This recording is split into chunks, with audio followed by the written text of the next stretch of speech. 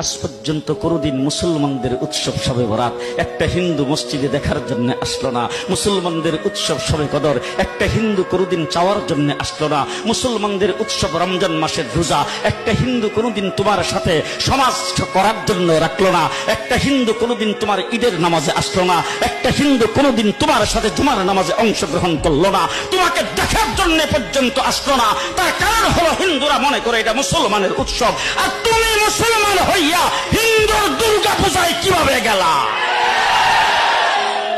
তোমার কি হয়ে গেল? তোমার কি লজ্জা শরম তুমি ধুয়ে ফেলে দিয়েছো? তোমার কি কোনো লজ্জা শরম নাই?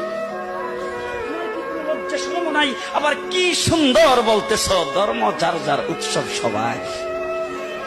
হাই হাই হাই, ও মুসলমান যুবকেরা ভালো করে শোনো, ধর্ম যার যার উৎসব সবার, তাইলে বিয়া যার যার বউ তো সবাই।